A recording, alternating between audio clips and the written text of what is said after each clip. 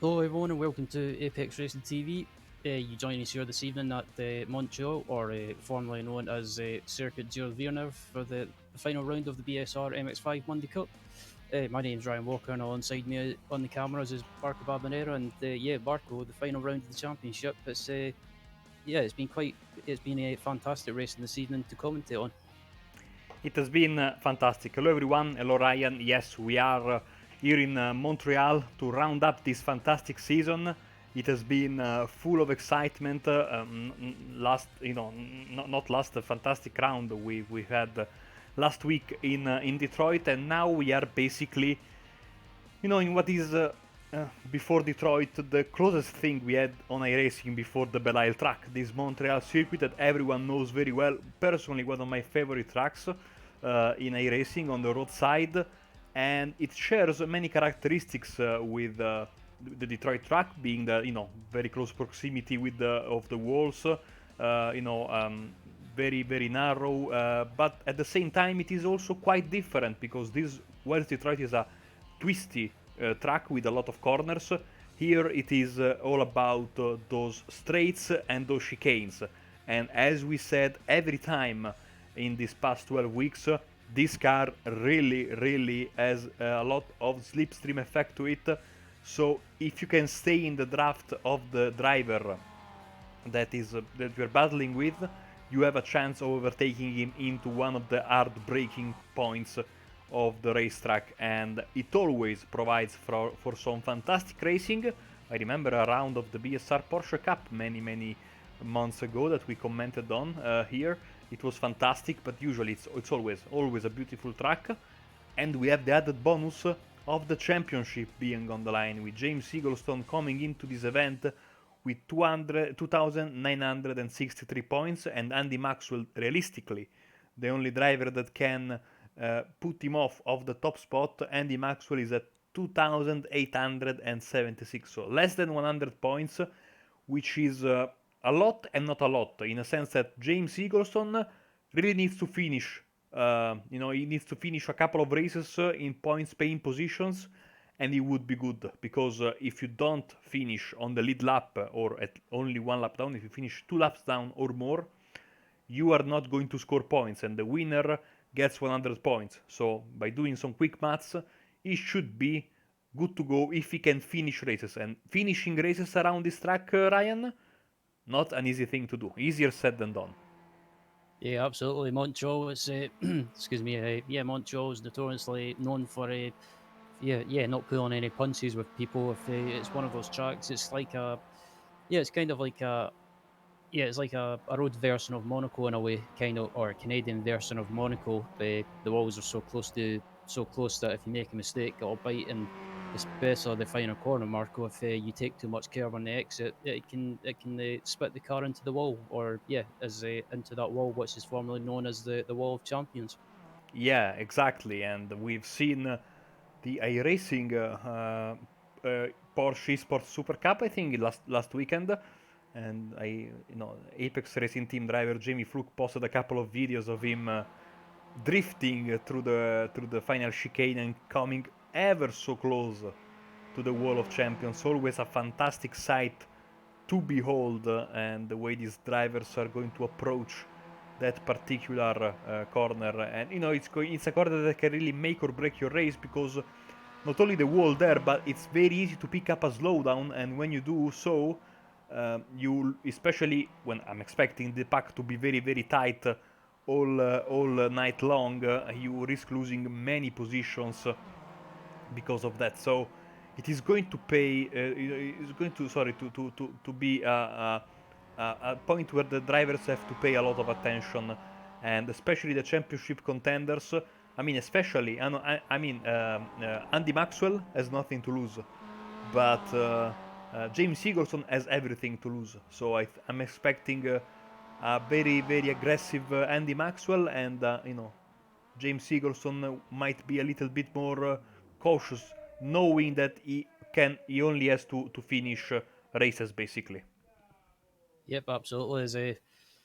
I would have to say, if I was to pick a favourite to win the championship this evening, I would probably have to say, judging going by consistency and just picking up the points, I would have to say James Eaglestone's my favourite. But yeah, just previous championships that we've broadcasted in BSR, Marco, especially the Porsche Cup championship on BSR that we commentated on a few months ago, as you mentioned. The final round of that championship wasn't decided until the very last race of the championship. Yeah, it was absolutely fantastic stuff, and I think we could be in for more of the same this evening. Yeah, that came down to the wire basically until the final race of the season. And Andy Maxwell right now, a little bit of a poor qualifying. He's in P10. I don't know if he will be able to finish this lap. I mean, I think he won't because we are already in the 16th minute. There are 15 minutes for qualifying and he's 40 seconds into his lap. So I think this lap will not count for him. He already took the checkered flag. So for him, it's going to be a tough start. You don't want to start in the mid pack or even worse in the back of the pack here. So I think it's going to be crucial for him to avoid any kind of damage. Now, of course, there are 4 pro drivers in front of him, and the 4 of them will start from the pit. So in reality, he is starting a bit further ahead. But still, I Not don't wait, think what? the yeah, yeah, Ryan. Yeah, I was just about to say I don't think he'll finish this lap, so he'll No, no, no. qualify. I think it won't count regardless because he started this lap at 16 minutes, and the checkered flag was waving at minute 15. So he's just maybe trying to get a little more feel for the racetrack because he really needs to be on point tonight if he wants to have the chance to beat James Eagleson. And as you can see, he had straight for the pit, so maybe he was just looking to get some rhythm in. By the way, hello to everyone in the chat. Alvio, Yeah, Zira. We have had some fantastic following, Ryan, all season long in the chat, and it's great to have people watching us for this fantastic season finale. yeah, absolutely. Yeah, yeah. But I'm absolutely looking forward to this last round of the championship. It'll be interesting to see what sort of tactics that James Eaglestone and Andy Maxwell will use. I think just as the grid pops up on the screen right now, so we'll go through that quickly. So Ben Sharp takes the win, and second place will be Edward Rapraga, but he'll start in the pits with being a pro driver. So technically, Jez Banks will be second, with Eaglestone in third. And then Daniel Parry in fifth, but he'll start in the pits. Same as Dan Blake. And then Tyler Maxon will be technically in the top 6. Kip Cooper will start in the pits. Carl Hardy will start in ninth. 10th is Andy Maxwell. 11th is Carl Jackalate. 12th is Graham Sessford. And then 13th is Charles Kellerman, Anthony Ainsworth in 14th. 15th is Dale Benison, Scott Malcolm in 16th. 16th, sorry. 17th is Russell Davis. 18th is Steve Hansford. 19th is Ralph Cullinan, and rounding out the grid is and 20th is Terry Miles. Sorry, not rounding out the grid, rounding out the top 20, I should say. And then Jamie Ayers, Jamie Ayers is not in the session, so yeah, that's basically the grid. Yes, so 20 drivers, pro drivers starting from the pits. We are just waiting for the clock to reach 2 minutes basically, unless the pro drivers enter the grid and then there are some holes on that right side of the grid. That's where most of the pro drivers have qualified. In second, sixth, and eighth, the lone driver qualifying with an odd number is Daniel Perry. He would have been in fifth, but I think that these guys are absolutely waiting to go. They cannot be contained. Let's see how it goes. First corner, always problematic. Fury Sport have 3 cars in the first 3 places, and they put 6 cars in the first 6, considering the pro drivers as well. So they have a good setup. Can they have a good teamwork tonight? Here we go. Absolutely. So we're just waiting for the just waiting for the lights to come on, and we should be underway with the first race of the evening. And the lights out, and the first race is underway. As it looks like Ben Sharp gets a good start off the line. Same with Jez Banks, James Eaglestone in third, and as everyone heads down into turn 1, it looks like the Oh! Eaglestone. Oh, that Jess Banks is around. I thought for a second, that's very unfortunate. For a second, I thought it was James Eaglestone. That would have been a disaster. It is a disaster for poor Jazz Banks. As you can see, he is down to P10, lost 7 places, which is absolutely unfortunate. So Ben Sharp all alone in the lead. Eagleson Yeah, second, our own colleague Tyler Maxson in third. A real life driver, by the way, in the MX5 Cup in the USA. So nice to have him here. absolutely. It's good to see Tyler joining the series for the last round tonight. As yeah, Tyler's in third place. I think just thinking about it, Marco, if you're one of the if you're James Eaglestone and you've got Tyler Maxon behind you, who you know is a real life driver, and also from what I've heard, he's pretty quick. What do? Do you try and defend, or just let him go and try and try and get as many points as possible in this first race of the evening? I always think that Alain Prost didn't win 4 titles by being stupidly aggressive. You know, he knew when to attack and he knew where to let people by. So, if you want to win, when you come to the final meeting of the season, you only think about and care about those points that separate you from the title. So, if I were James, I would happily let Tyler by. And Andy Maxwell, by the way, with a fantastic start, already up to P5 and pushing hard to pass Carl Hardy. So he will not take, he will take every chance he can. Look at that, already Yeah, side by he's going for side. it. And he will make the pass. So P4 for Andy Maxwell. And Yep, that was a fun. oh, we have Anthony Ainsworth using the Joker lap, and that's going to cost him some time. Yeah, I'm not sure where Anthony was going there as Maxwell's defending from Hardy, and I think who's that trying to go around Hardy? It looks like Carl Jacqueline is trying to make a move on. Carl Jacquelin's made a move on 2 cars on Carl Hardy and Andy Maxwell, and yeah, I thought Jacqueline would have tried to help his teammate with Andy being in contention for the championship, but it looks like there's clearly no team orders. But yeah, I think if you're Maxwell gets sideways.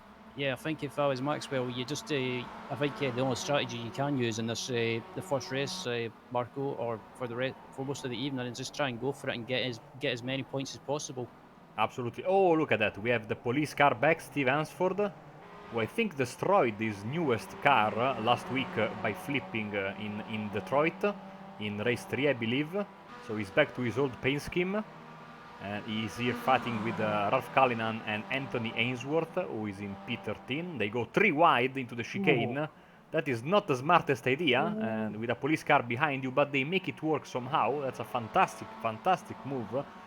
Let's go back to the front now, or somewhat to the front, because we have Andy Maxwell, sorry, we have Graham Sesford, Jess Banks and Charles Kellyman all fighting it out as they go to the hairpin, and that should be behind them Scott Malcolm in his Star Wars Imperial livery.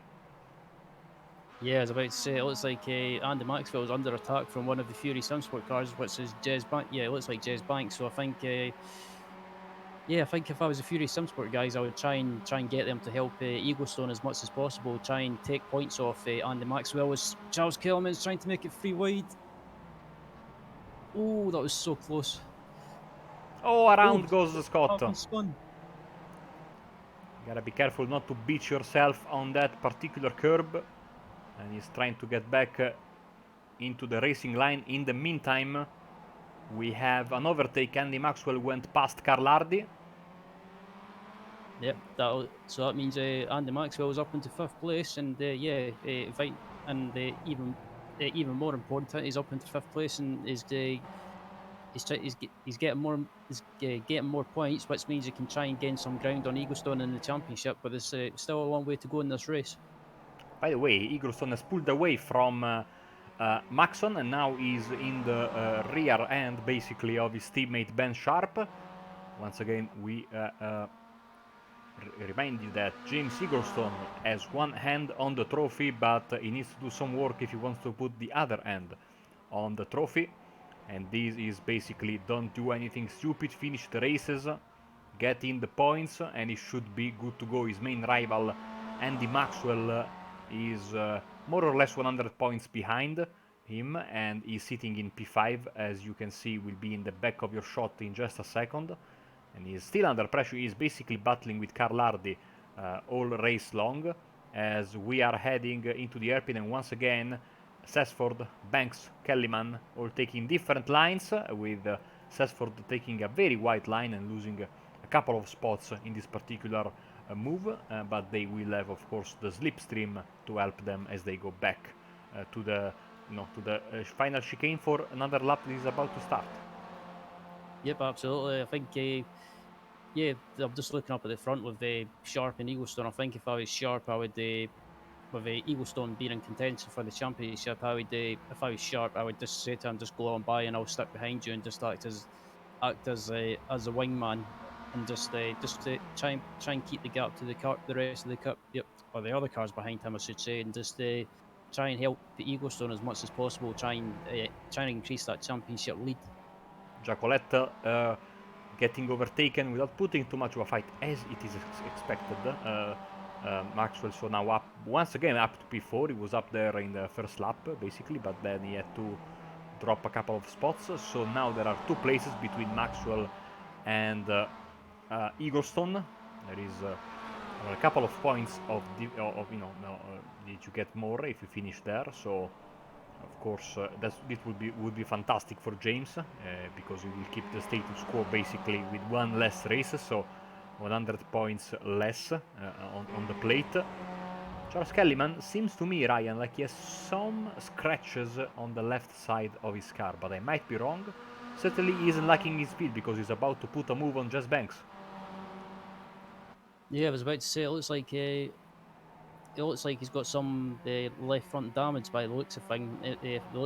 He might have clipped the wall, or maybe might maybe maybe might have had some slight contact with Jez Banks, who's in front of him, and Kellerman tries to go on the outside, but he might try and do the switchback on the exit of the hairpin.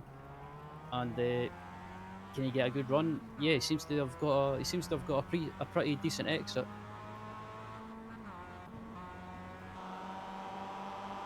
Yep, Kellerman's going for the move. So yeah, Kellerman's trying to go for P7. Can he get the move done as they head down to the final chicane? It's going to be close between the two of them. So, As a yeah, smart move there by Kellyman. There Ooh, will be Banks no is a way. bit Oh, wide. Banks very aggressive there. Bad exit on the curb, and I think Kellyman has got this, Ryan. Yeah, it looks like Kellerman's got that position. So yeah, it looks like just look. It looks like Banks just kind of just got sick or just ran a little bit wide on the entry of the final chicane and just took too much of that left side curb, what's on side of the car, and just about had just tried to keep out the wall, but it gave Kellerman a chance to get the run, and Kellerman's up into P7.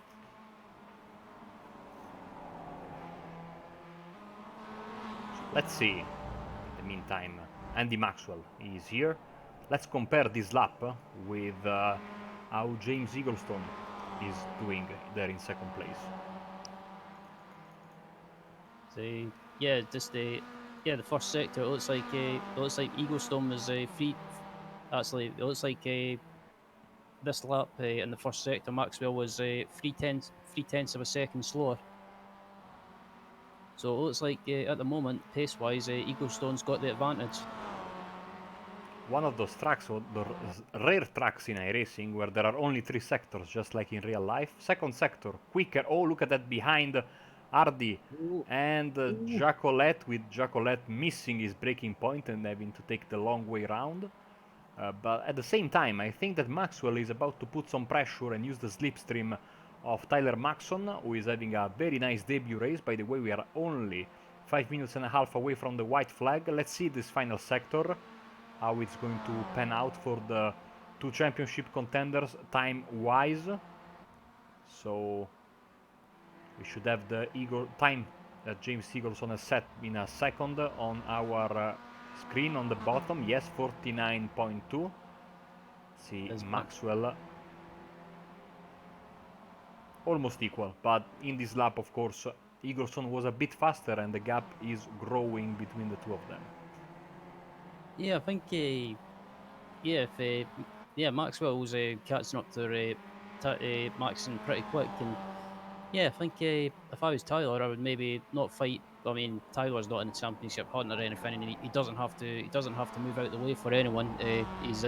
he has every right to fight for his position. But yeah, if I was Maxwell, I'd kind of think to myself, try and maybe get in front of Maxwell and just gain another position and try and kind of minimise the loss to the championship leader Vigostone in the championship. But yeah, still two other races to make it up this evening. But it'll be, I think it'll be tough for Maxwell. But at the moment, Maxwell is doing a pretty good job at the moment, just doing everything right and trying to kind of minimise the points loss or try and keep in touch with Vigostone in the championship. Yeah, I think where you are in his position, you just want to do the best you can do so you can go home with no regrets, basically. You know, you want to do your best regardless of what your rival is doing. And of course, Maxwell is doing so right now, having a very nice fourth place. And we are about to have another attempt by Jess Banks. Also, Raf Cullinan is back in this fight, but there at the front of this battle, of the pack, sorry, we have this battle between Maxon and Maxwell, and it seems like Andy has a good run this time.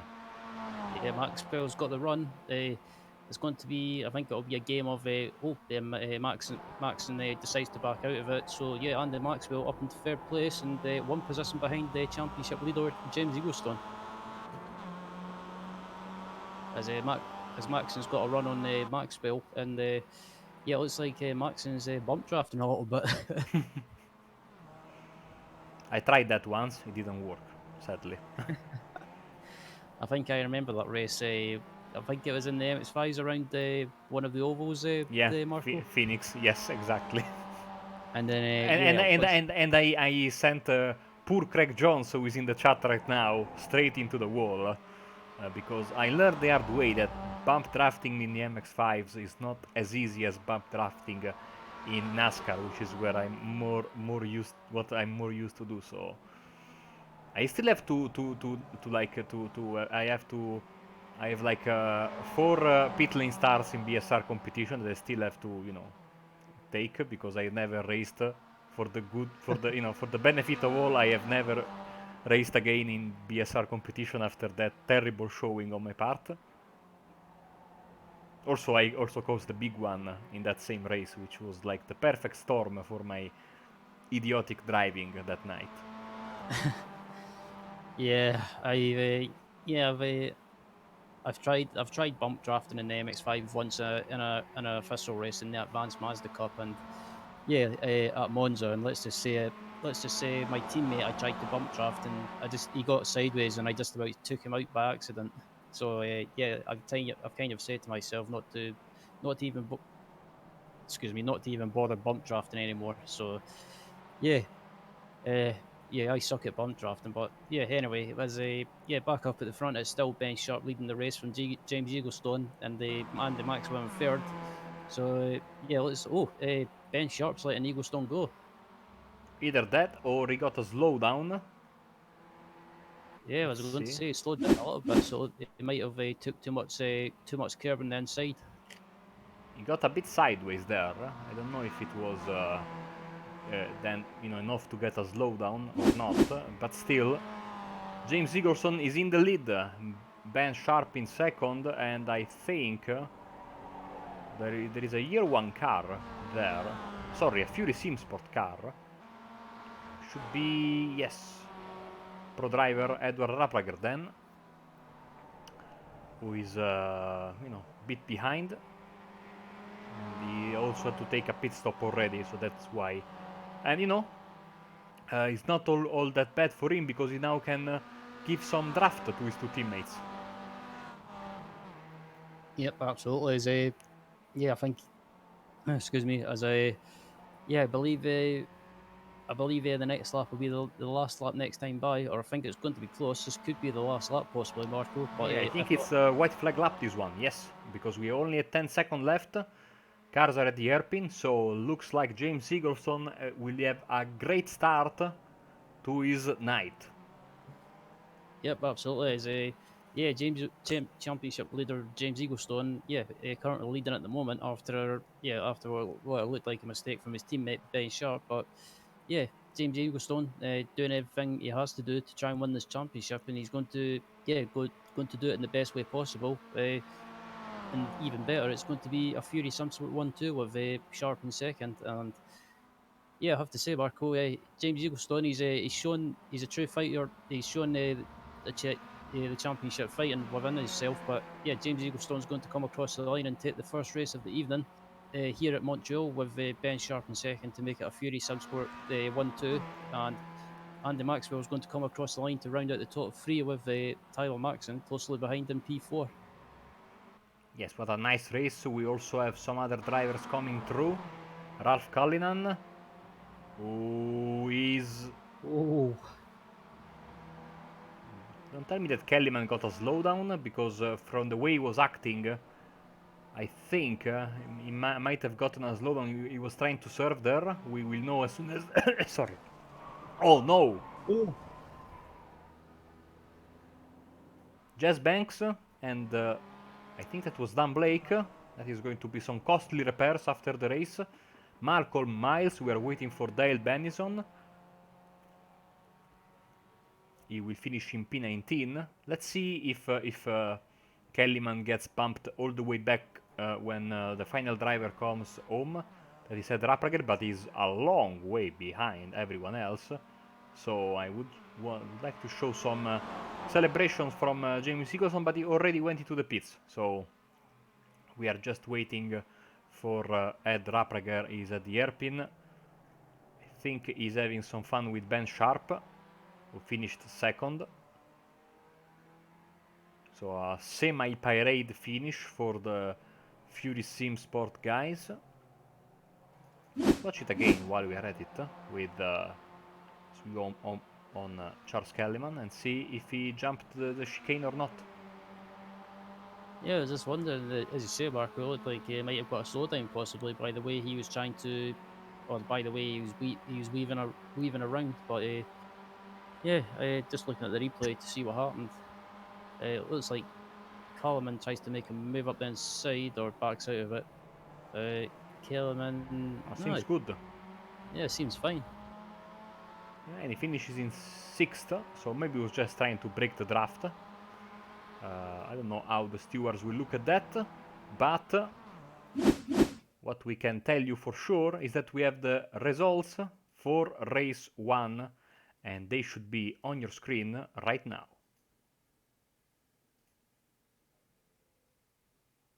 Is the results up on your screen now? So yeah, James Eaglestone kicking off his campaign to win the championship this evening in the best way possible by taking the win in race 1.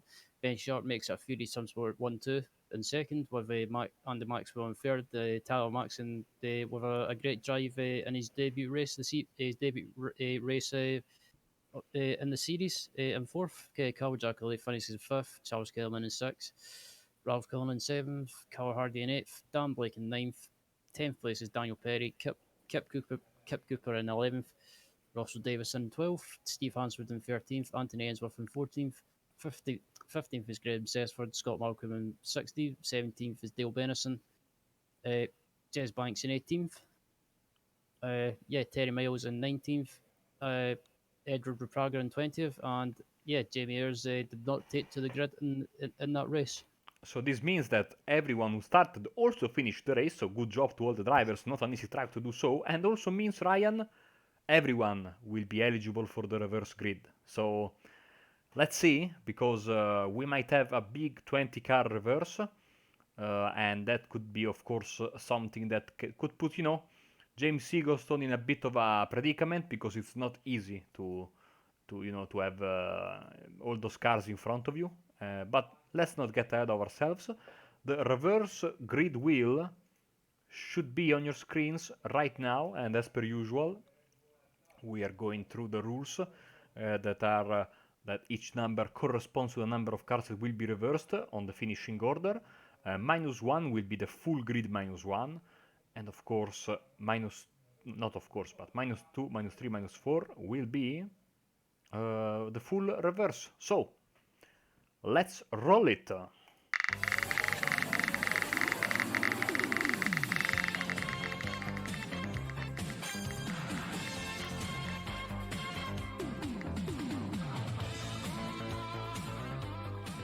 And it's going to be 14. So, Let's see who gets pole position. Anthony Ainsworth will get pole position. Steve Hansford second. Russell Davies in third. And to find fourth place, we're going to go to Carl Hardy. And then Ralph Cullinan will round up your top 5. There will be a big hole on the grid because there are 3 pro drivers between Davies and Hardy.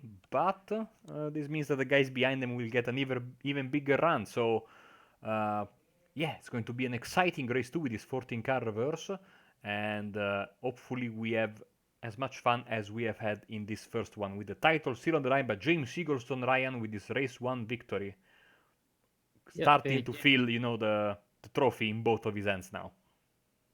Yeah, I think James Eggleston done everything he had to by kicking off this evening in the best way possible, and took the win in race 1. And I think since he's took the win in race 1, I think all he has to do now is just finish race 2 and 3 in the points. Just basically pick up points in race 2 and 3, and he's definitely got both hands on the championship. But I don't think Andy Maxwell will be giving up that easy. Yes, so I think, Ryan, we can go to a break and get ready for the second race of the night in this MX5 Amateur Cup. What do you say? Yep, absolutely. So, as Marco mentions, we're just going to go for a quick commercial break at the moment, but don't forget to join us for the second race of the evening here at Montreal in the BSR MX5 Cup here on Apex Racing TV. We will see you in a few moments' time.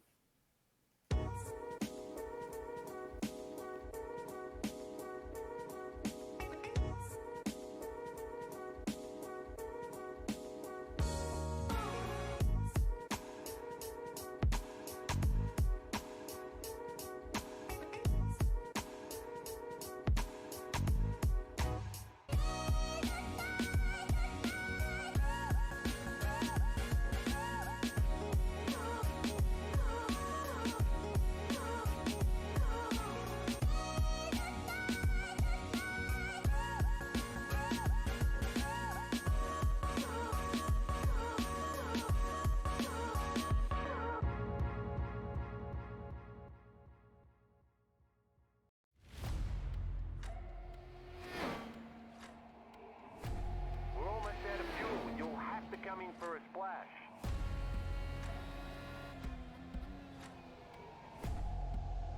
3, 2, 1, now.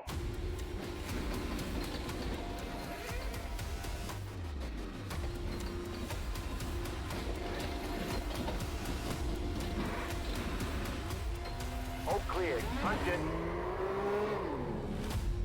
Great job. You did really well.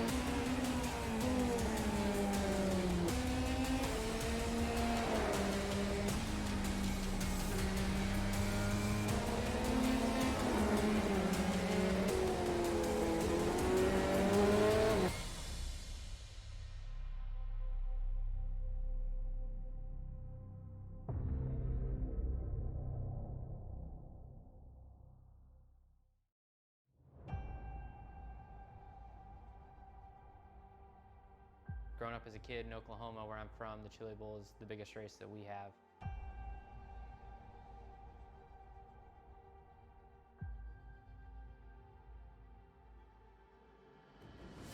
The Chili Bowl has kind of been my favorite race of the year.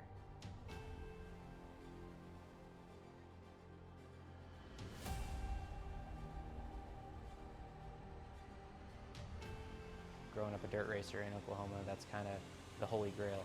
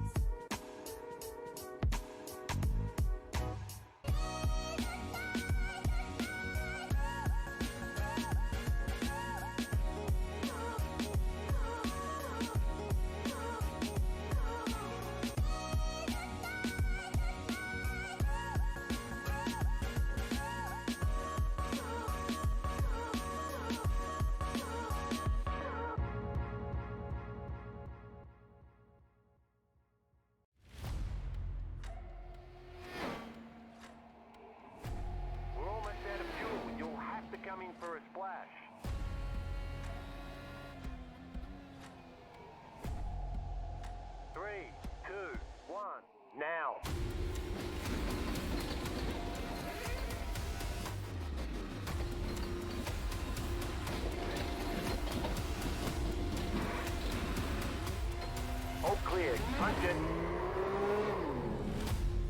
Great job, you did really well.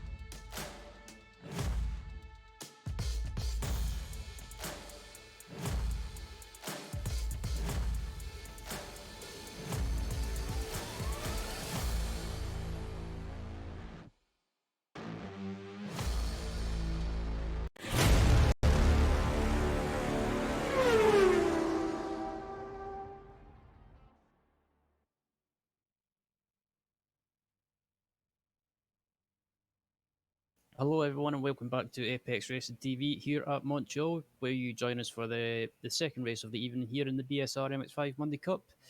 And here's the grid on your screen right now, but we'll go quickly through with you. So Anthony Ainsworth was on pole position, Steve Hanswood in second. Third place is Russell Davis. Kip Cooper was fourth, will start in the pits, with but him being a pro driver. Daniel Perry in fifth will start in the pits. Dan Blake will start in the pits as well. Carl Hardy in seventh. Ralph Cullinan in eighth. Ninth place, Charles Kellerman. 10th place, Cal Jackley. 11th, Tyler Maxon.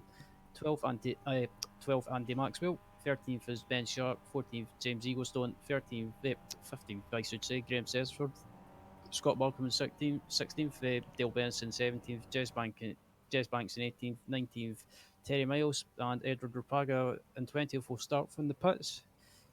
And yeah, looks like that's the rest of the grid. So yeah, just waiting for the lights to come on. Waiting for the lights to go out, and we'll be underway with the second race of the evening here at Canada.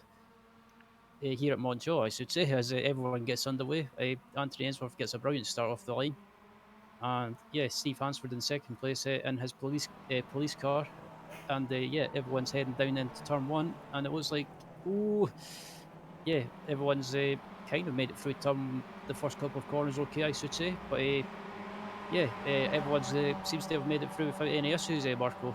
Absolutely. Good start from everyone as they go onto the first chicane. That is Maxon fighting it out with Eaglestone. In front of them is Maxwell. And Ben Sharp is also in this fight as well. But back at the front, seems like, oh, we have a contact there and a pile-up between several cars. Tyler Maxon is involved. Who is that? Oh dear, there are several cars all involved. And they are still crashing. So we have a massive crash.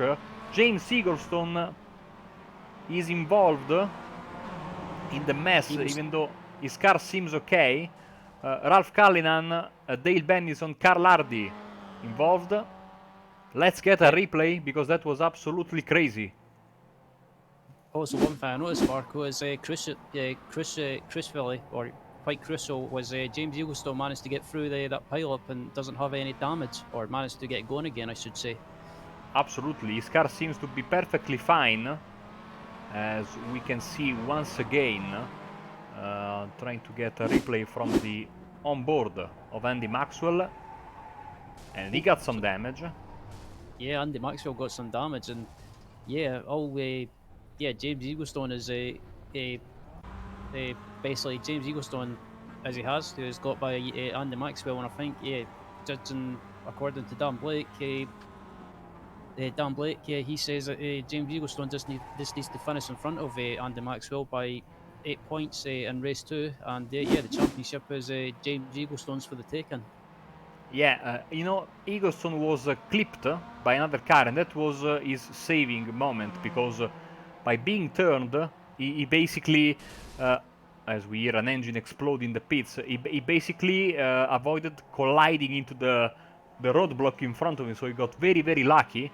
Whilst Andy Maxwell is heading for the pits, and he will have to take a quick repair, and we'll have to start doing some math later in the race to see who is going to be in a shape to bring home the title.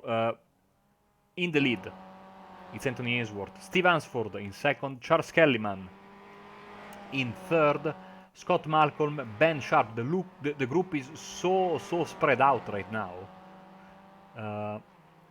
There are absolutely many drivers. Look at basically this is all a group of the cars that were parked because of that crash. They had to come to a halt. Basically, some of them have damage, some of them don't. And you can see they are all together from 7th place, 6th place backwards. Oh, around goes Daniel Perry with Terry Miles, I would say. Yes. And we have more crashing then. And this will benefit, I think, Banks and Maxwell, who just come out of the pits with their fast repair done. Yeah, I think it's just a case now of James Eaglestone. He's up into P9 at the moment, and I think it's just a case of looking at the positions between Eaglestone and Maxwell. It's 1, 2, 3, 4, 5, 6, 7 positions at the moment. So yeah, I think Eaglestone all he has to do at the moment is just finish this race and pick up the points. And yeah, as it stands, he'll take the championship. Absolutely, he will. A reminder that there are 100 points on offer for the race winner, 97 for second place. There are 95 for third place. See, many cars also. Now Miles and Banks heading for the pits as we go here. And we have Kip Cooper in a newly painted car. Car Jacolette behind him, and that is James Eaglestone, our championship leader, trying to make his way through the field. So basically, and now you will have to help me because my maths are terrible. So P1 gets 100 points, P2 gets 97, P3 gets 95. Then from P4 downwards, it's 1 point, for each position you go down. So 94 for P4, 93 for P5, and so on and so forth. So right now, we would have Eagleson in P9, and he would get, oh dear, 92, 91, 90. I already lost myself, but basically needs to get. If they finish outside of the top 3, basically this means that Eaglestone needs to finish 8 places in front of Maxwell, no, to get the title, since there is only one point between the each position. Hopefully that made sense. Absolutely, as Eaglestone's trying to make a move on Carl Jackley on the inside in the hairpin, and he manages to get the move done. And teammate Ben Sharp looks like he's going to follow James Eaglestone through into possibly the P9. I think, but Jackley's got the run in Eaglestone again.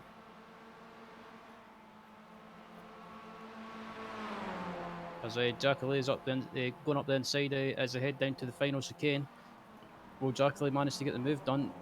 Looks like Eaglestone might have a slowdown for that. Yeah, he's got a slowdown. He took too much inside Kirby in the final chicane, and he's lost a couple of positions. So he's got all the work to do again, Marco. Yes, he does. Seems like we are going to have him down to 10th place now. Yes, he is. Meantime, Jacolette, there's a slow car there. I think it's James Eaglestone again. So he's still trying to get rid of that slowdown.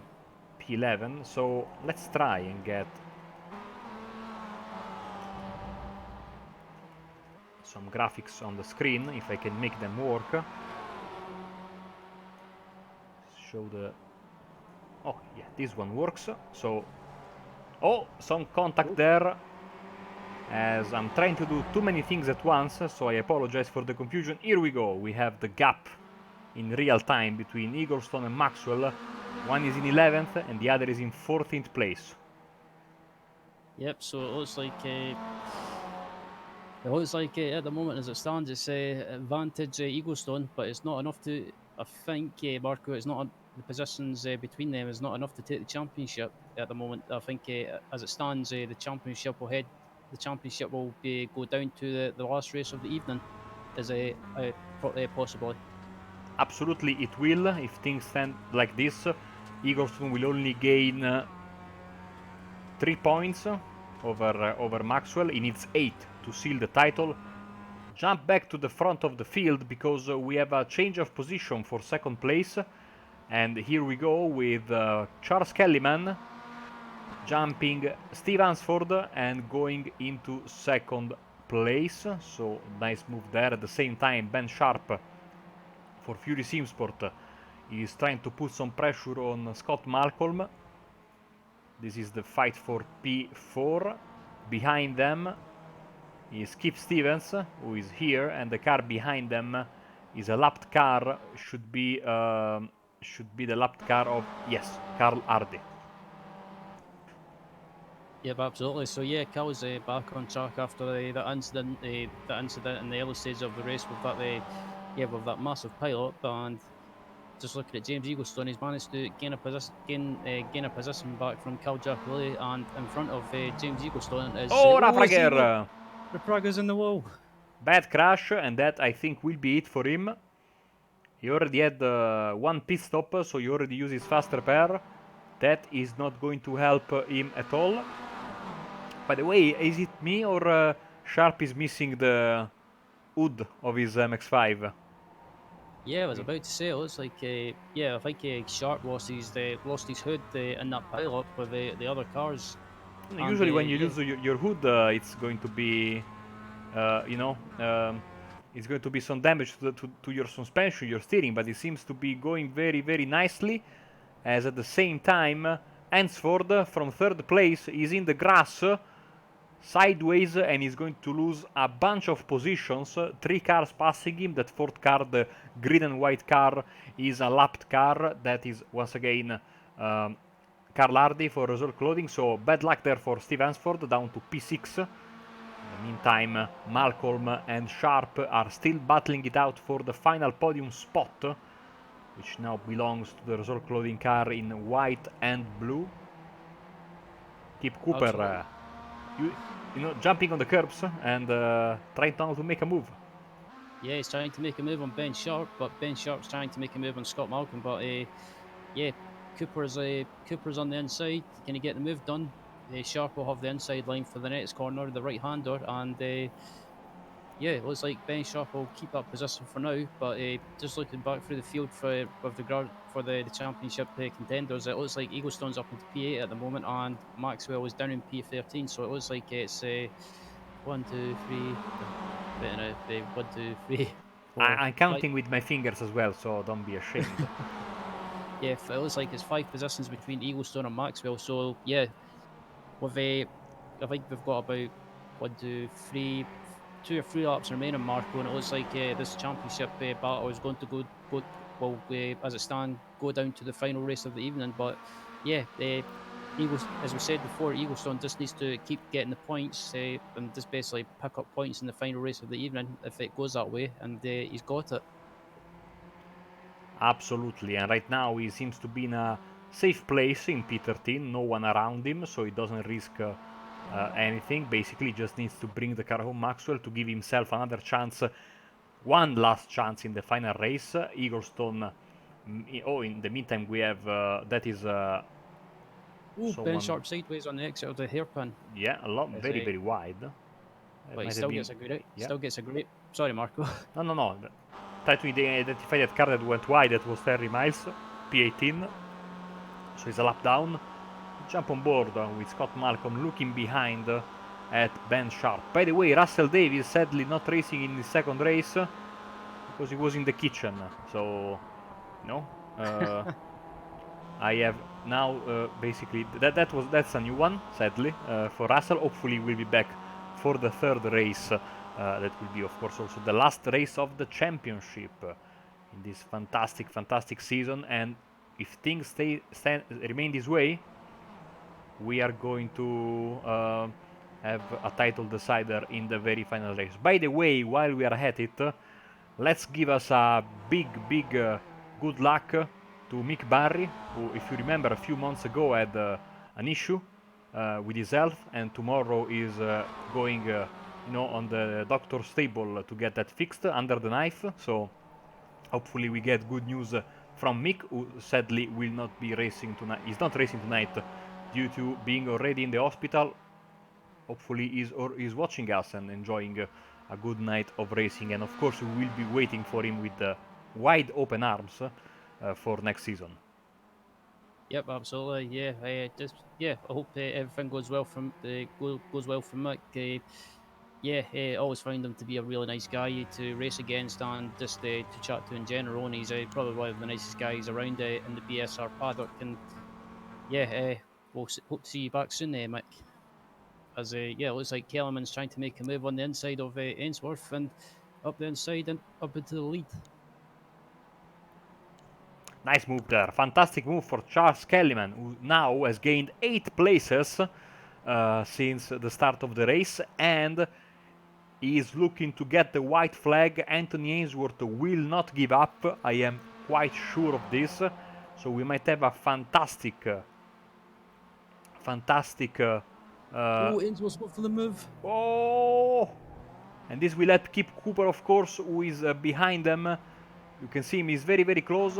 So one more lap for Kellyman, Ainsworth, and maybe Cooper to bring home the victory in race 2.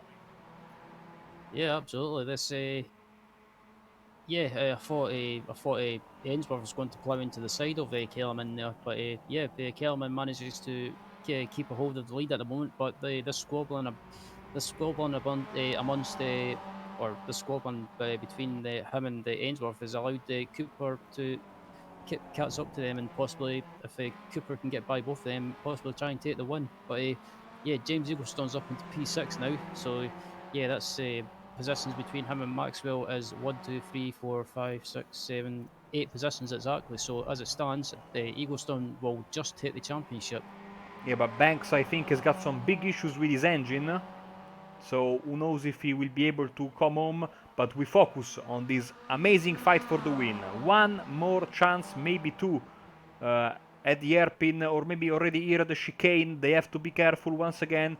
Keep Cooper is behind them, and sometimes, being a pro driver, in the final lap he heads for the pits. Sometimes he stays on track. We'll see what he does today, but surely it's not a very relaxing sight in the rearview mirror for this driver to see a very quick driver as Kip behind them whilst they're fighting for the race win.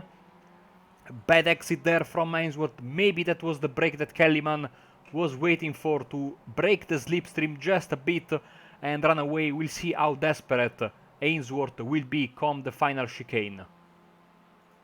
Yeah, I don't think Ainsworth's close enough to make a move on Kellerman. I think if I was Kellerman, I would be saying to myself, just keep it on track and just make it round, keep it on the track and don't do anything silly. But Kellerman just has to hit his marks and hit his marks in every corner, and he might be able to hold on for the win in the second race of the evening. But as we head on to the final lap, just looking through to see. He was still slow down again. Oh wow! Sorry guys. Yes, we are doing this in laps instead of time. So I apologize, because we are used to do lapped races, timed races in every race 1, 2, and 3. Instead, in the Pro Series, they do timed in the first and then it laps in the others.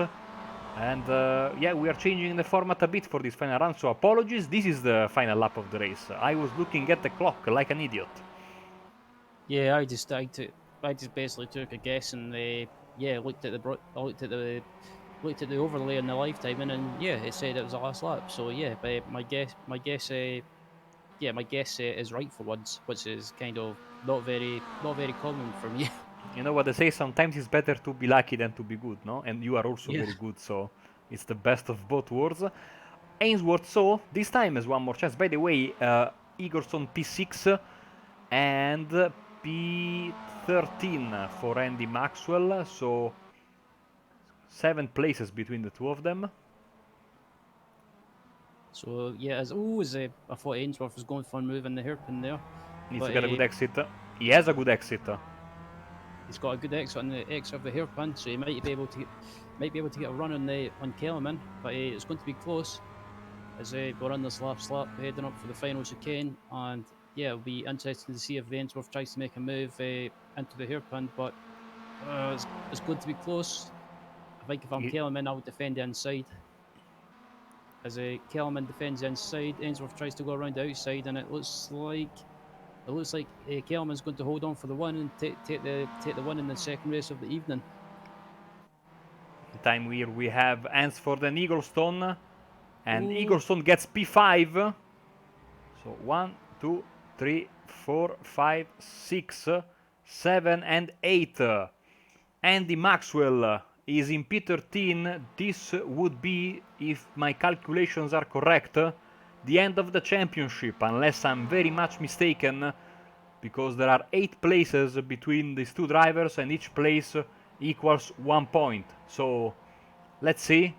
If this is the end of the road for Andy Maxwell, we will surely know. Oh, a bit of team order there. Yeah, that was Graham Sessford pulling over to the left and letting his teammate through. So yeah, championship. So this is not over. Yeah, the championship fight's going down to the very last race of the evening.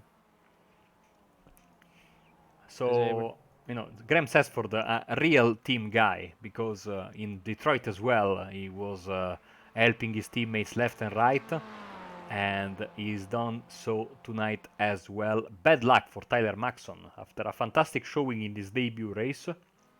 Of course, he was involved in that big mess at the start. He will finish in 16th place, and Dale Bennison will also finish behind him. And then there are Carl Hardy and Terry Miles, who will, I think, be eligible for the reverse. We shall see. And also Russell Davis should be able to take part in the next round. In the next race, sorry, even though he won't be eligible for the reverse, having finished, well, 10 laps down, because he hasn't taken the start. Here comes Maxon, here comes the Bennison. He's taking the final chicane. And here he is, so we should be ready to give you the final results of race 2. Absolutely, as we're just waiting for the results to come up on screen, and we'll take you through them for the results for race 2. So yeah, results up on your screen. Yeah, Charles Kellerman takes the one in race 2. Race 2 from Anthony Ainsworth in second. Kip Cooper finishes in third. Scott Markham finishes fourth, with Hansford in fifth. Sixth place is Ben Sharp. Seventh place is Carl Jackalate. Eighth place is Dan Blake. Ninth place is Jez Banks. 10th is Daniel Perry, 11th Andy Maxwell, 12th Graham Sessford, 13th James Eaglestone to get again gaining more points for the championship. Which will go to the last race of the evening for a Why championship. is he 13th? Did he get a penalty for? I think he got a slowdown, possibly. Or he had like a 15-second penalty. Yeah, I think he might have got a 15-second penalty for not serving the slowdown in time, so it might have got dropped a position. But yeah, it's a bit weird that. Yeah, Ralph Cullinan in 14th, Edward Praga finishing in 15th. 16th is Tyler Maxon. Tyler Maxon, I should say. Dale Bennison in 17th. One lap down in 18th was Carl Hardy. 19th, one lap down as well was Terry Miles, and Russell Davis did not take the start in race 2. Yes, so very, very interesting end of the race. So penalty for James Eagleson getting from the race director Dan Blake. He didn't clear a slowdown, so he got a time penalty. So as per usual, Ryan, you were right. So the title decider will be in the final race. Still, you know, Andy Maxwell needs a miracle, but I think that Eagleson will feel some pressure now that he's come so close to winning it in this race, but couldn't do so. So let's see the reverse grid and see what the reverse wheel will give us. There are 19 drivers eligible for the reverse grid. The only one not eligible is Russell Davis. So here comes the wheel on your screen, and let's roll it. Final reverse wheel of the season, by the way, I'm a bit sad. And it's a big one, it's going to be full, so a proper final grid of the season. Ryan, we got a full reverse, so get your popcorns ready because this is going to be a nice way to end the season. And pole position, of course, Terry Miles. Yeah, absolutely. I'm looking forward to this final race of the evening and the final race of the season, I should say. Championship decider. I think, well, yeah, I think James Eaglestone and Andy Maxwell won't be hanging around. They'll be trying to, well, I guess if you're James Eaglestone, you've got to try and act sensible and get just finish the race. But Andy Maxwell, on the other hand, you've just basically got to go for it and hope try your best and just see how it pans out at the end of the race. So yeah, I'm looking forward to it and. It's going to be very, very interesting. It will, and they are going to start basically next to each other. Maxwell 11th and 13th for James Eaglestone in this race, so they will start close to the front of the field, very close to each other. We might even have them banging doors in this third race of the night, and I think, Ryan, I am really looking forward to next one. We are just one small commercial break away to give out the title of MX5 Amateur Series Champion for this season. Yeah, absolutely. So, yeah, I'm looking forward to the last race of the evening to see how it pans out. But yeah, we're just going to go for a quick commercial break. But don't forget to join us for the final race of the evening and of the series this season. So, yeah, we'll be back in a few moments' time here on Apex Racing TV.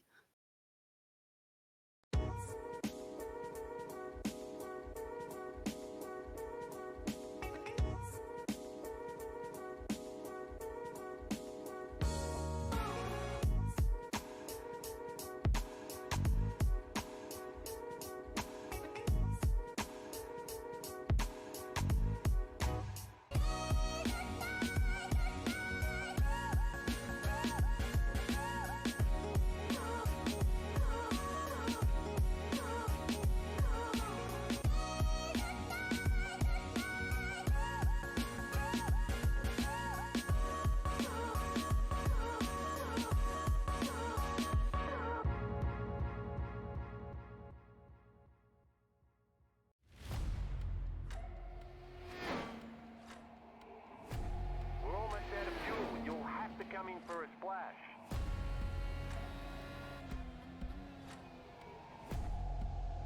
Three, two, one, now.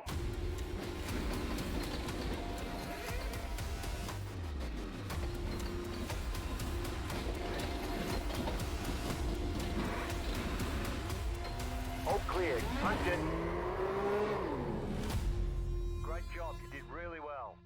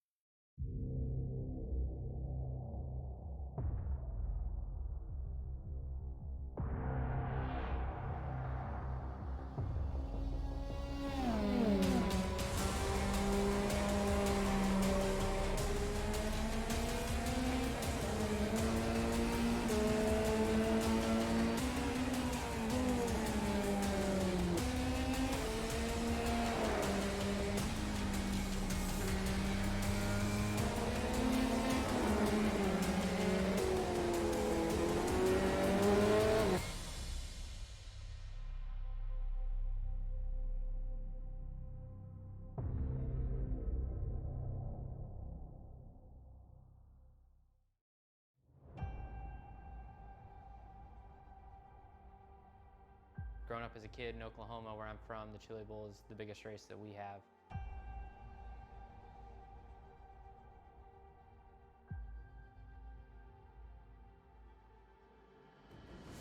The Chili Bowl has kind of been my favorite race of the year.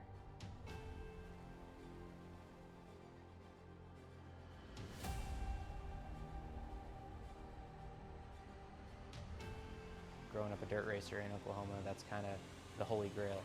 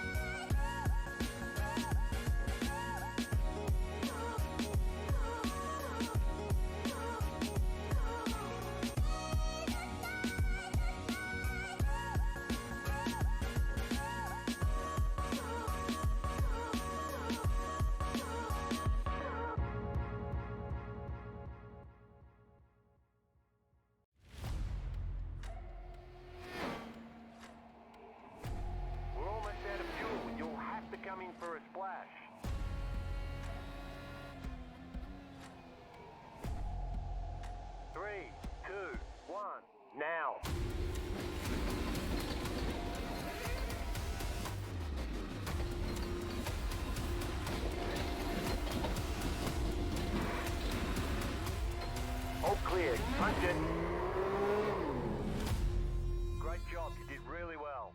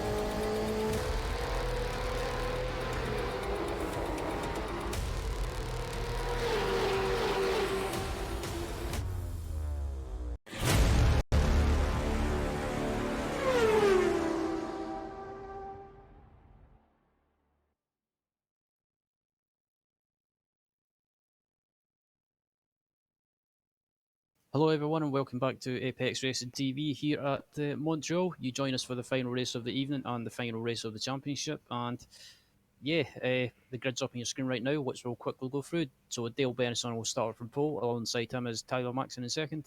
Edward Rapraga will start in the pits due to being a pro driver. Rav Cullinan will start in fourth. James Eaglestone in fifth. Graham Sessford in sixth. Andy Maxwell is just behind Eaglestone in seventh, so that'll be an interesting championship fight. Yeah, last race fight for the championship. Daniel Perry in eighth, Jez Banks in ninth. Dan Blake will start in the pits as well. The 11th place is Carl Jackalay, 12th is Ben Sharp, 13th is Steve Hansford, 14th is Scott Malcolm. Kip Cooper will start from the pits. 16th is Anthony Ainsworth, 17th is Charles Kellerman, Carl Hardy in 18th, Terry Miles in 19th, 20th is Russell Davis, and the lights are coming on, and we'll be underway with the final race of the evening. And the final race is underway, and yeah, it looks like Dale Benison's got a great start off the line. Tyler Max is in second as everyone heads down to turn one. Yes, so Maxwell needs to finish in the top 6, and of course Eaglestone needs to finish with no points. And straight away Eaglestone already in fourth, giving himself a chance. Tyler Maxwell on the inside. Did he get a slowdown? Because he really jumped on the grass there. Everyone else seems to be okay. No contacts there. I swear we are in Montreal. I promise you we are there, even though it's a bit scary. Cullinan is in third as I hear some crashing in the back. This is the corner where all went wrong in race 2.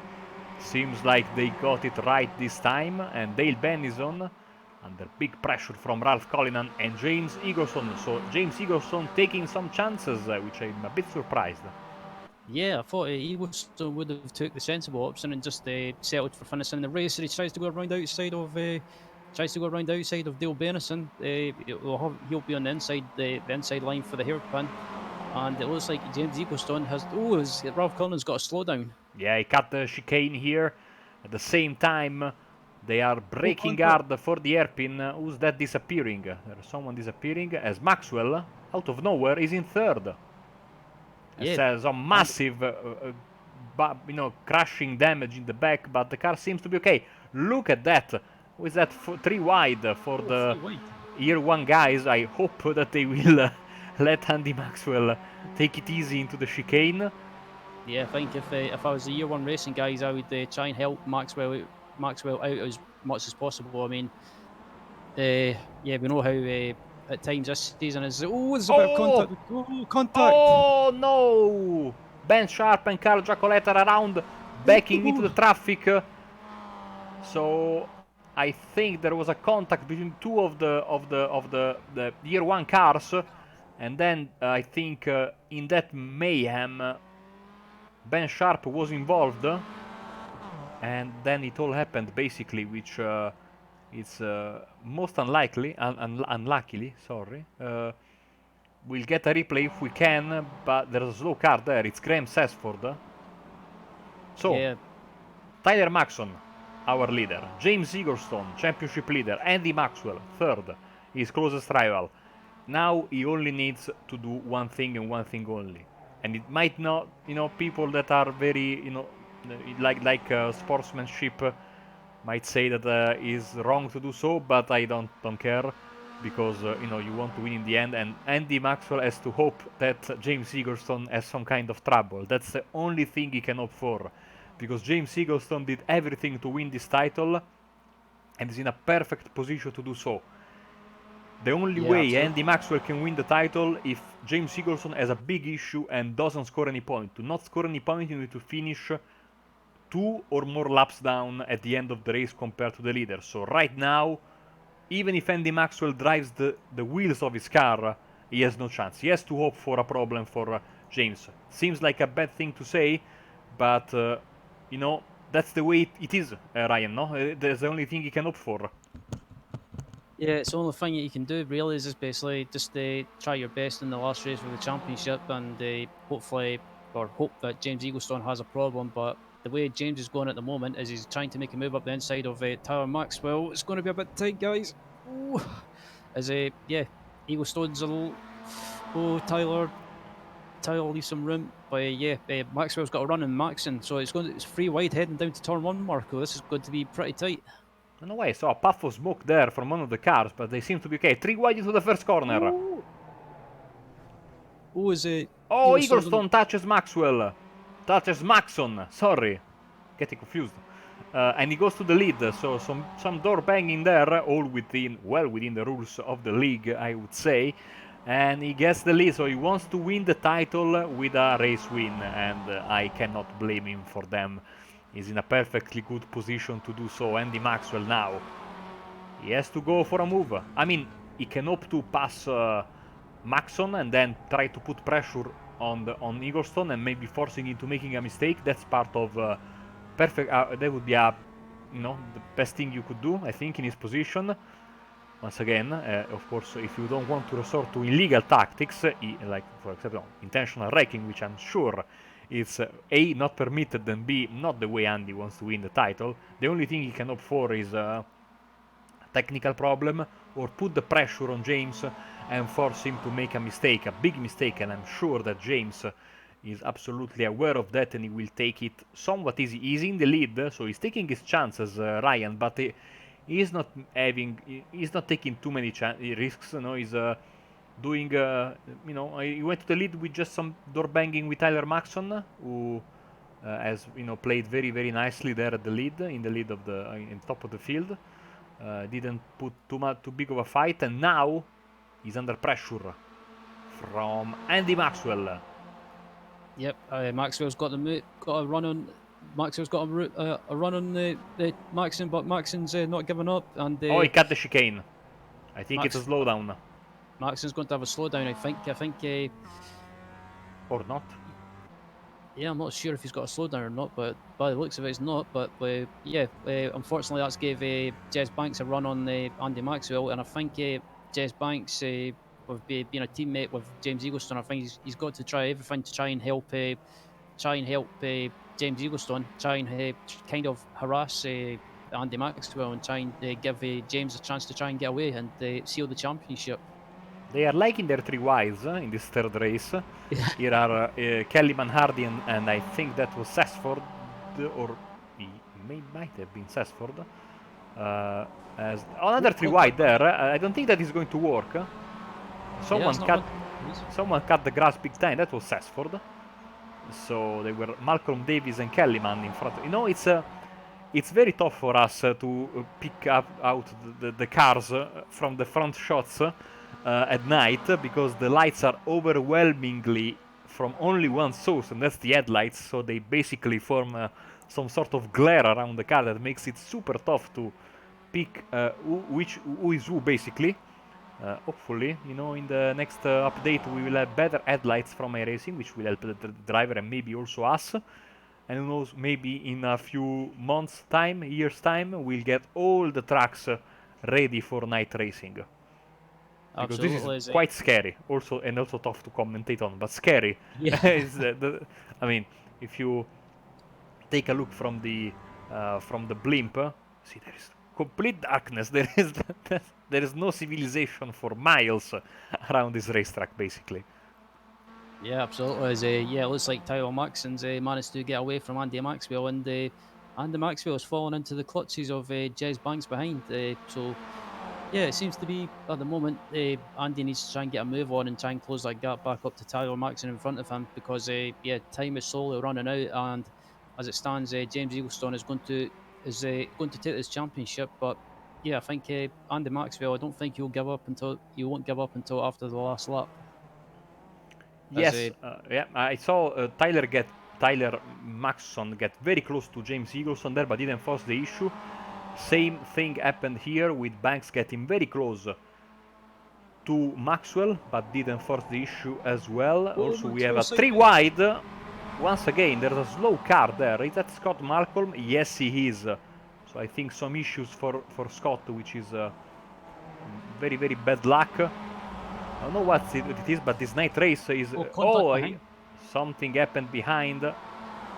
Graham Sesford is planted into the wall there. And he needs to watch as a car coming. Yeah, that is Ralph Cullinan, and he's through. Back to the front, Anthony Ainsworth. Passed by his teammate, Ed Rappager. And he is in P5, a pro driver.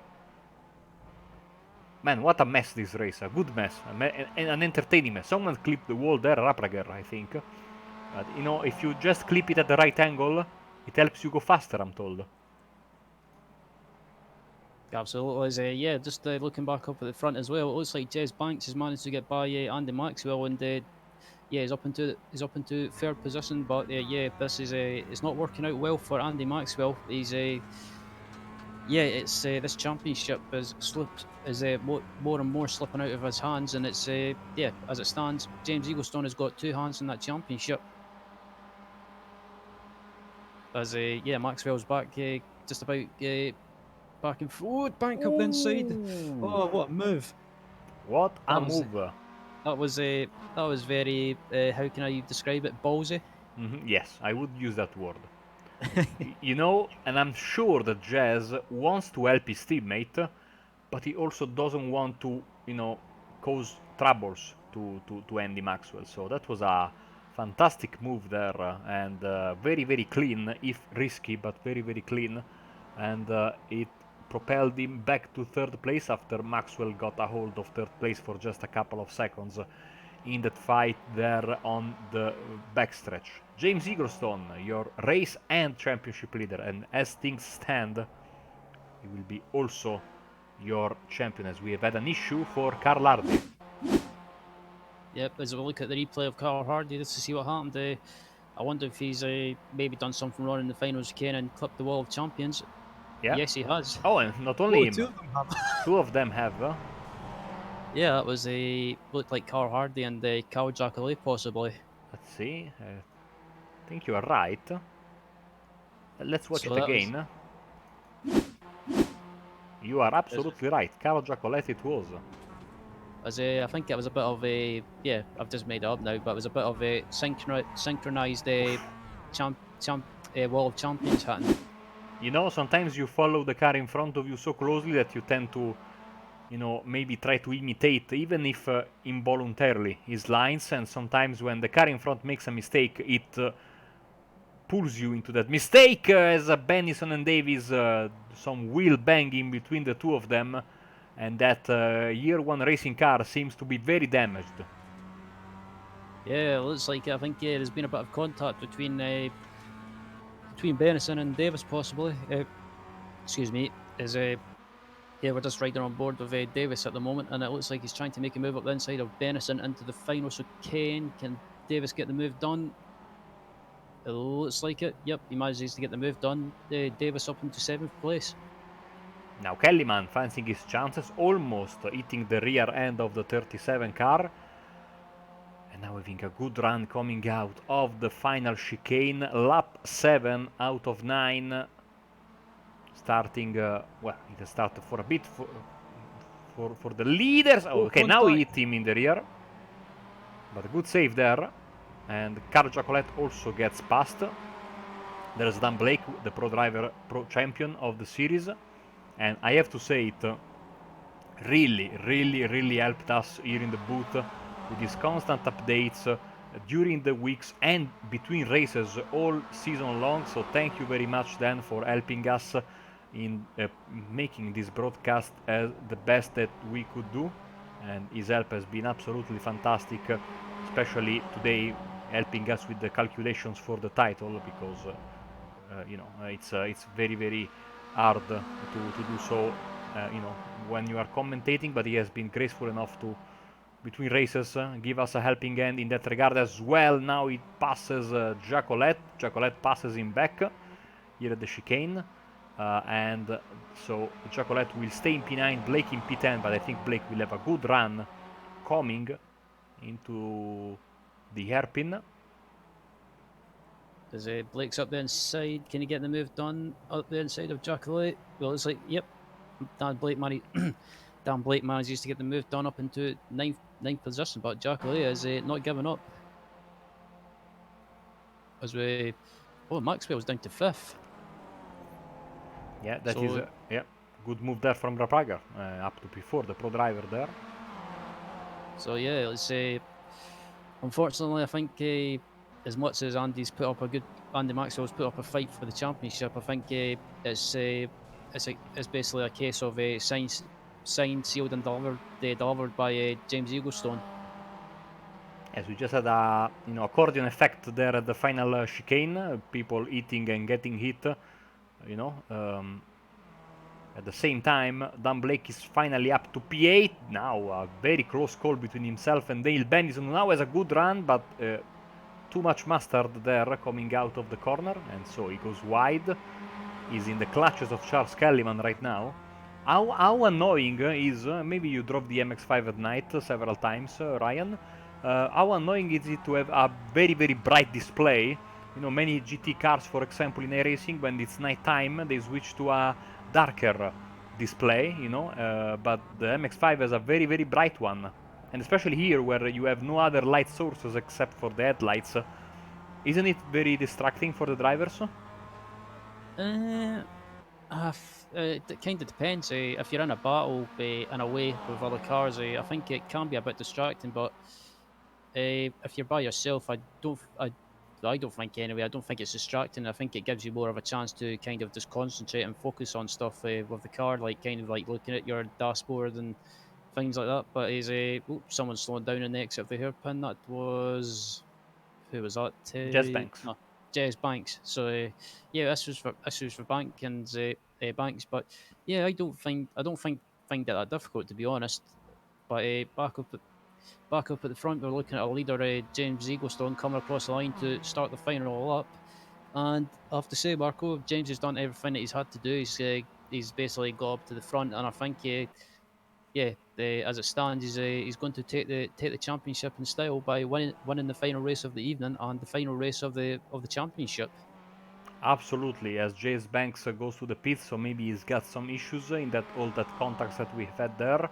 So everyone behind him will be promoted one spot. So this will push Maxwell to 4th, Ainsworth to 5th, and Blake to 6th, Davis, etc. So nice comeback drive from Russell Davis, by the way. Let's give him some love.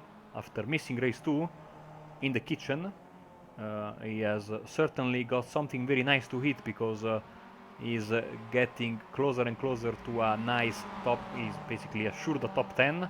Can he hold on, keep Cooper? It's going to be tough, but he can really be happy with himself. But I would say, let's give the honor of the cameras to James Eaglestone for Fury Simsport, winner of race 1.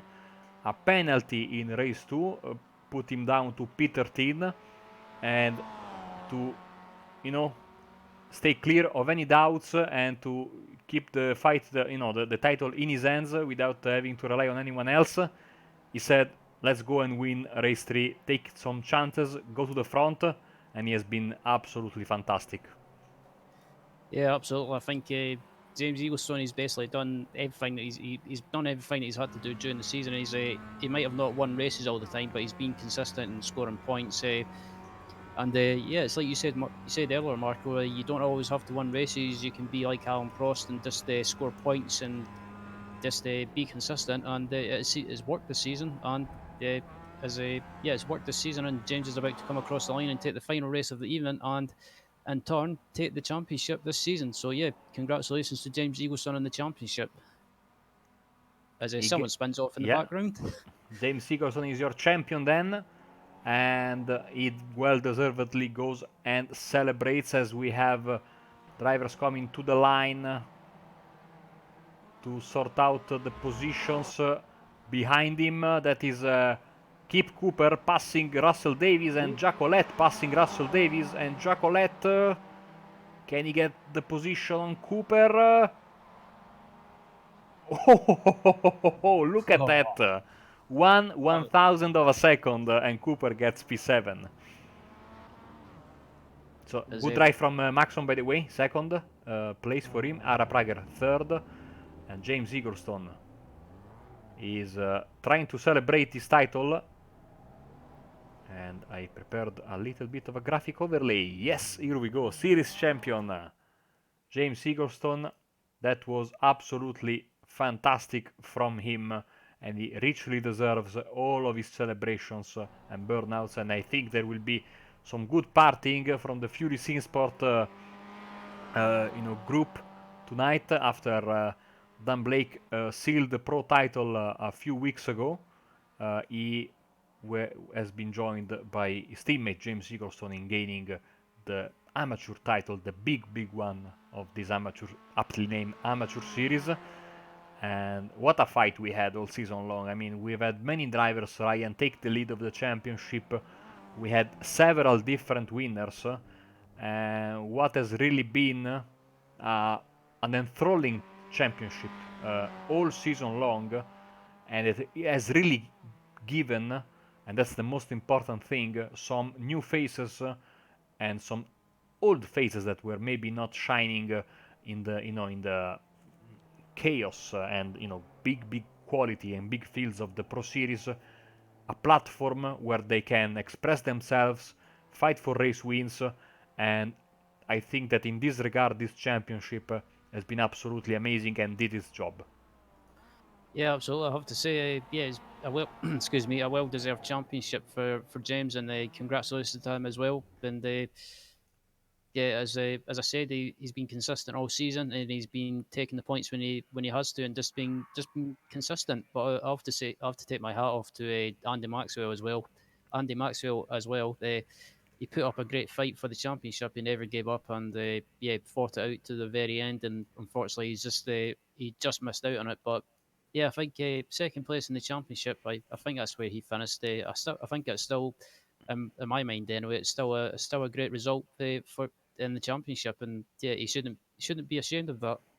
And whilst the gap seems big, in reality, since you get basically 100 points for the win and you get 97 for second, 95 for third, then going down only 1 point less per each position, finishing around 100 points behind means that the difference between 100 points and zero is you don't finish a race. So that's why it's always important in the BSR series, Ryan, to be consistent and score points always, because you get a no score and you can regret it very much. I think that, but in the end, I think that Andy doesn't have anything to regret, because he really put up a great fight. There is no shame in finishing second to a very well deserving champion as James Eaglestone. And before we go to the interviews, let's go through the final race results for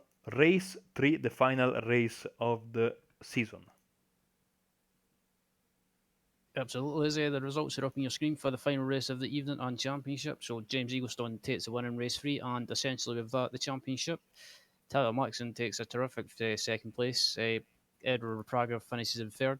Fourth place is Andy Maxwell. Anthony Ainsworth is in fifth. Dan Blake finishes in sixth. Kawajaki in seventh. Eighth place is Russell Davis. Charles Kellerman in ninth. Dale Benison in 10th. Scott Malcolm 11th. Daniel Perry finishes in 12th. 13th is Jez Banks. Ralph Cullinan finishes in 14th. Kip Cooper in 15th. Steve Hansford finishes in 16th. 17th is Terry Miles. 2 laps down was Carl Hardy. And the rest of I think that was basically, yeah, 19th is Ben Sharp, sorry. And 4 laps down, basically, and had retired from the final race was Graham Sessford. Yeah, sorry Ryan, I forgot to scroll down because I was That's fine. trying to sort out the order for the interviews. Of course, it's no surprise, I would say, that the first driver we are going to get for the interviews, it's going to be none other than the champion, and James Eaglestone is standing by with Ryan himself. So James Eaglestone joins us in the booth, and I have to say, first off, James, congratulations on a terrific season and essentially also the championship. How do you feel? Thank you very much, guys. Yeah, it's been a really good series. Every am in there's been fantastic. The pros have been really good too. Um, it's a little bit overwhelming to be honest, but it's been really fun. I've been really enjoying myself. What was basically what was your plan for the season when it started? Was it kind of just see how it went and was a championship the aim, or was it just basically see how it goes and see where you finish in the end, or just basically take it race by race? Yeah, it was a. At first, I was just going to see how I did because I wasn't too sure on how fast everyone else was. But the more I advanced, the more pace I found, and yeah, I was quite surprised to be leading the championship. So I'm very happy with the result. Yeah, I mean, me and Marco we were saying in the broadcast during this evening that I mean, there's been times that you've not won a race, but it's not always a bad thing. I mean, it's kind of like Alan Prost in a way that you don't. You used to think in a way that winning races is not always important. It's just being consistent. Was there any strategy with regards to the championship that you used towards the end of the season, or was it just basically try and win as many races as possible, or just pick up the points when you could? Basically, I just uh, tried to race fast but safe as well, just to make sure I wasn't just so I didn't ruin the championship for myself, really. Um, but yeah, like in the first races, I try and keep it safe, and then race 2 and 3, I try and push a little bit more. Good stuff. Just before we let you go, is there anyone that you would like to say thank you to? Any teammates, sponsors, anyone in particular? Yeah, I'd like to thank Fury for having me. I joined them literally just before the season started, and I couldn't have asked for better teammates. Really, they've been fantastic. I'd like to thank Ben and Andrew as well, my fan club in the YouTube chat. They've been watching my races and cheering for me. So yeah, it's been great. So good stuff. Well, thanks for joining us, James, and again, congratulations on the championship. And if just before you go, if they run the series again, are you planning to race, or are you planning to switch over to the Pro Series? I'm not too sure at the moment. I might do both, but we'll see when it comes up. Good stuff. Well, thanks for joining us, James, and we will, we'll probably see you on track next season. Brilliant. Thank you very much, guys. As that was James Eaglestone, the newly crowned BSR MX5 Monday Cup champion, and Marco, who do you fancy taking next? Let's get the pro champion, and of course teammate to James Eagleson and massive helping hand behind the scenes with his real-time calculations. Dan Blake, welcome to the booth. Hello, Mark. Thanks for having me. So, in the end, it was a Fury Sim Sport triumph in the driver championships. Tonight you really came out with a big statement in race one, where you got basically the top 6 spots of the grid locked out between amateur and pro drivers. So, seems like you guys came tonight well prepared. How did you,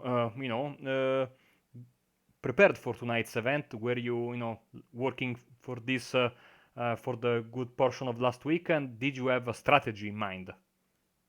Yeah, we sort of the main thing was to get James that championship. I know obviously from winning it last year how much, even though it's only the AM championship, you still want to win the championship. So we sort of wanted to do all we could to get James that championship. Really, we have done some practice, and it's a fantastic job by James. And it's just to prove with Fury Sim Sport, we have our sort of pro level drivers and our AMs. And James has been the perfect student. He listens to what we say. He goes out and does it, and he's extremely quick. And it's all credit to James for the hard work and dedication he puts in. And also, it just shows at Fury Sim Sport how big we are on development of drivers. There's obviously myself, Edward Raprago, and also Dan Farmer, who's a team manager, who's sort of the unsung hero. You don't really see or hear much of him, but he keeps Fury going. He's a team manager, and it's just been a big effort. And I think we've got a double championship with me being the pro and James winning the AM, and it's really been a perfect season for us, and it's been fantastic. The competition as well has been great year one, and the result of giving us a really close battle throughout the season. But I think it's just been a fantastic season, and yeah, thanks to the broadcast as well, guys. You've done a fantastic job covering it. It's just been a fantastic season.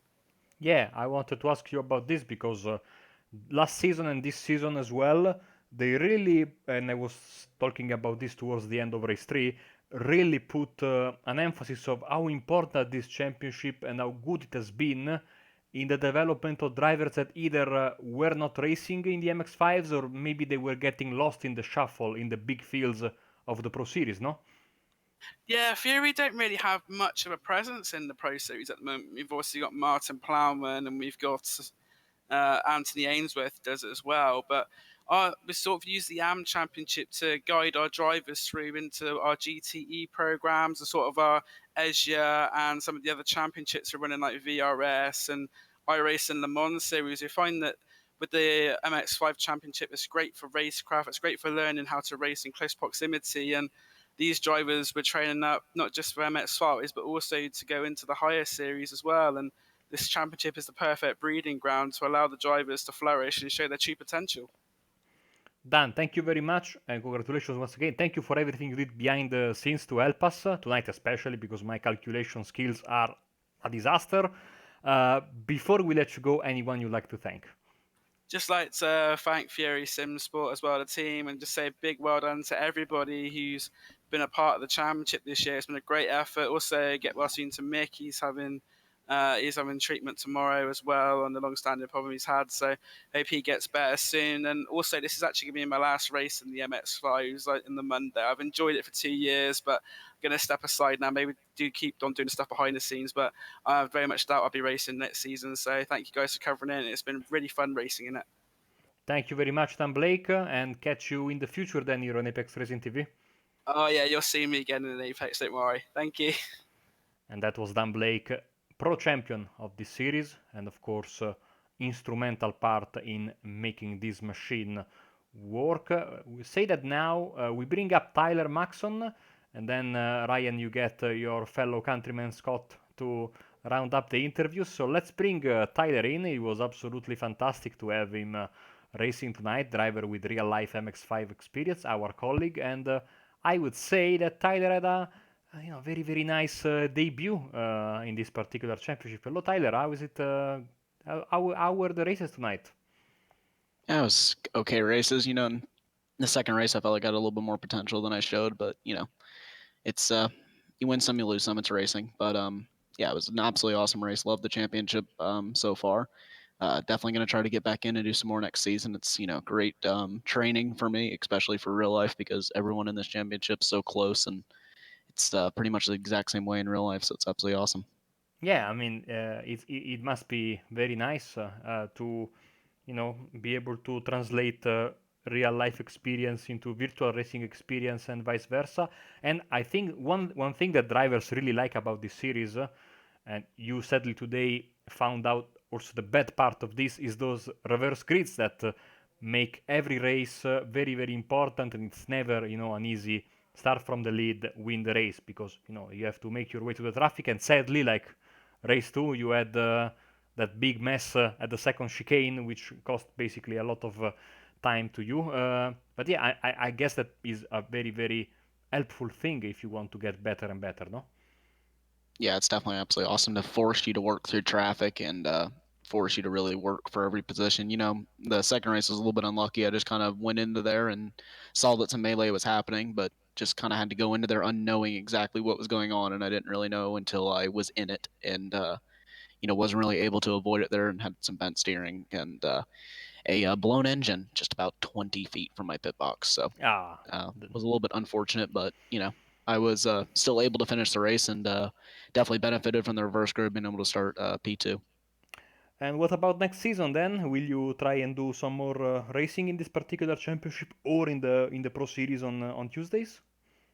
Yeah, I'll definitely try to do some on this one. The Pro Series for me is just kind of conflicting times with especially the VRS broadcast, as well as I'm kind of gone every once in a while on Tuesdays. Tuesdays just kind of a busy day for me, so definitely going to try to really hammer this championship for next season and get some good experience on it. Thank you very much, Tyler. Before we let you go, by the way, anyone you'd like to thank? Yeah, definitely. Just thank my team, Full Center Racing, you guys for the broadcast, and all the BSR admins. And Tyler, I'm quite sure we will have you back here on Apex Racing TV. The folks at home will be able to enjoy you both on tomorrow night and on Wednesday night, if I'm correct. You are doing double duty this week with the GT3 official series and the Sim Racers World Championship, if I'm not mistaken. Yeah, I should be doing double duty this week. I believe I'm doing the VRS tomorrow as well as the GT series. So yeah, it should be absolutely awesome. Fantastic. Thank you very much, Tyler, and catch you in the next couple of days then.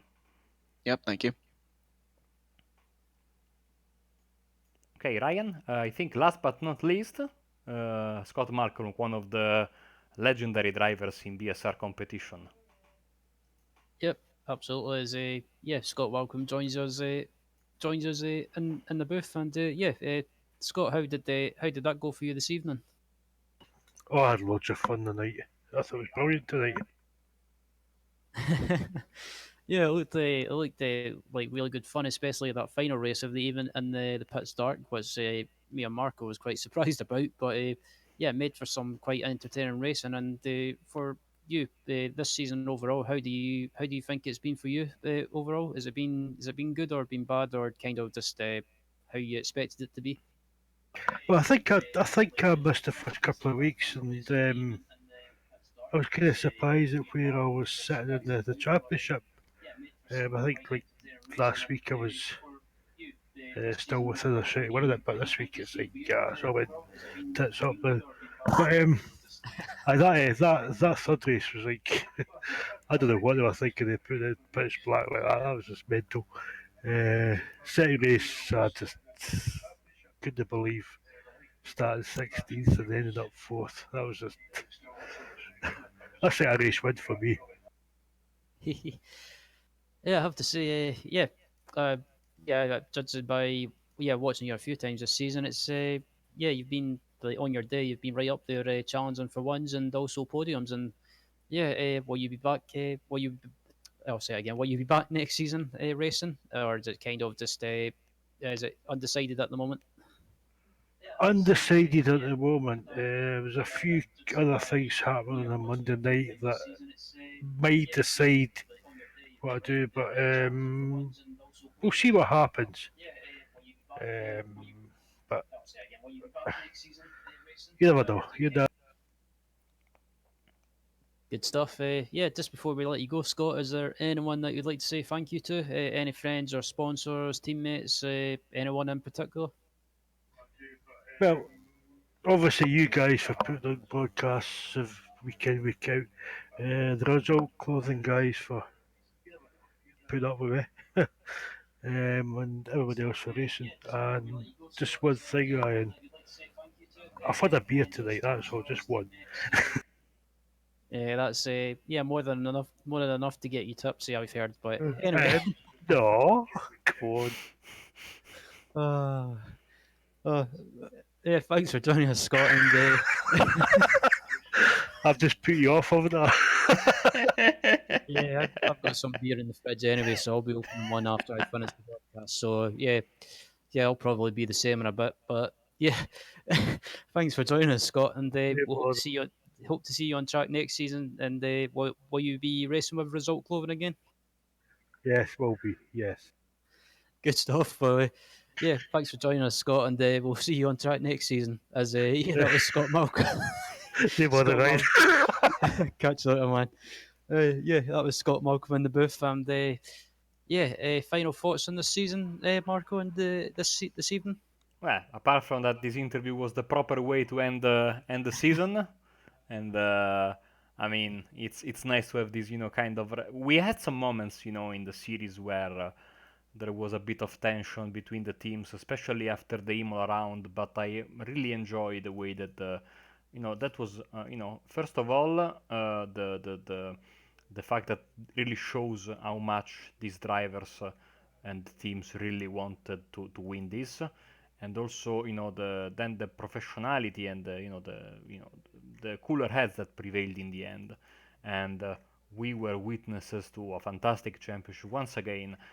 Really important the fact that this championship has done the primary objective, which was, I think, give a platform to shine to new drivers or drivers that were lost in the shuffle.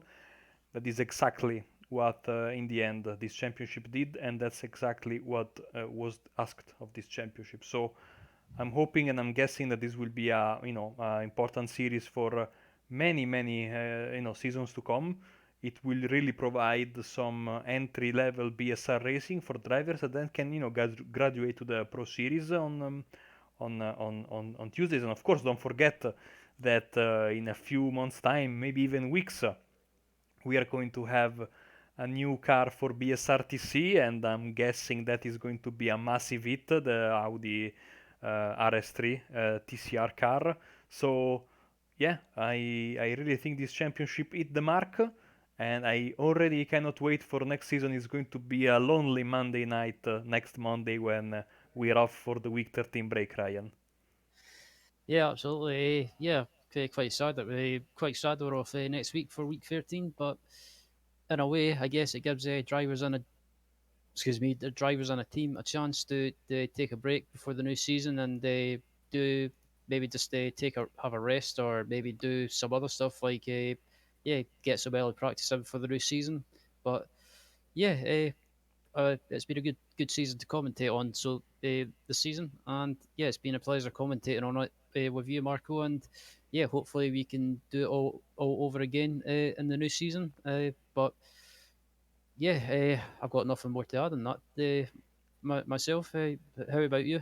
Yeah, before we say goodnight, of course, this being week 13 means that some series will crown a champion this week on Apex Racing TV, others will continue. So, just give you a quick rundown of what's coming up. We have later tonight, if I'm not mistaken, Rick Motek, always a mystery. I always forget I think if I, Rick Motek is on or not. Let's see. The beauty of being live, uh, like we say here in Italy. I think So, Ritmatek's off this week, from what I heard, or I think anyway. yes, they are off. You are absolutely right. So the action will kick off tomorrow at 10:45 GMT for the final round of the official IMSA series. 10:45 GMT live from Belial, if I'm not mistaken, and that will be, of course, taken care of by the awesome guys of the Australian New Zealand Apex Racing TV crew. So don't miss that. Also tomorrow at 18 GMT, apologize, we are going to have the VRS GT Sprint Series from Imola with Tyler, that was kind enough to come to for an interview earlier tonight. And at the same time, or almost at the same time, 19:15 GMT, we are going to have the BSR MX5 Pro Series, also from Montreal, also the final round of the season.